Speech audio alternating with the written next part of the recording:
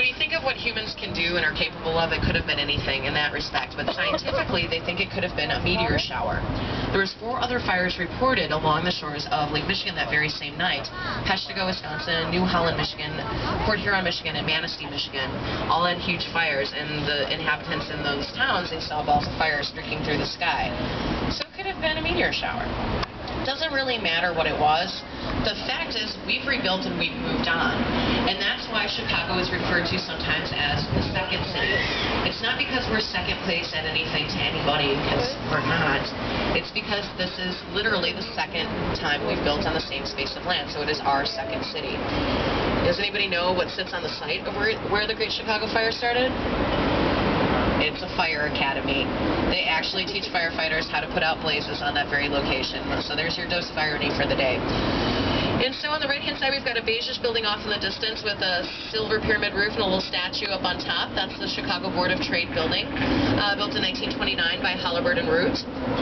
And that statue up on top is a 30-foot aluminum statue of Ceres by John Storr.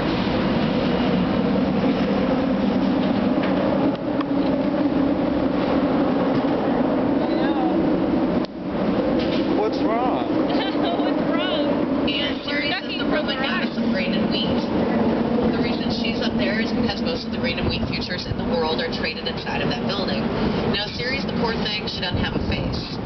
They give you a couple of reasons why the statue doesn't have a face. One being that because it's an Art Deco building, which is supposed to be very sleek and geometric, nose and ears would have thrown that all out the window.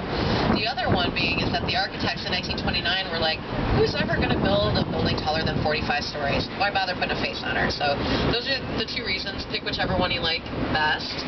And this pinkish building that's in front of the Sears Tower, this is 311 South Wacker. And at 961 feet tall, it's the tallest building in the world that goes only by its street address. It doesn't have a name associated with it. And this was built in 1990 by Cohn, Pedersen, and Fox from New York. Up at the top, there's this really pretty crown up there. And that gets lit up at night. It's a pretty cool thing. It used to be with 4,000 fluorescent tube light bulbs. You had a problem with that. When you light something that brightly at night, birds think it's daylight, and they fly toward it like it's the sun. Now, we all know the sun is very, very far away. The birds, however, are not that intelligent, and they were smacking their little birdie heads into the side of the building. So they had to scale it back to 1,852 fluorescent tube light bulbs just to help out our feather friends, which is very nice.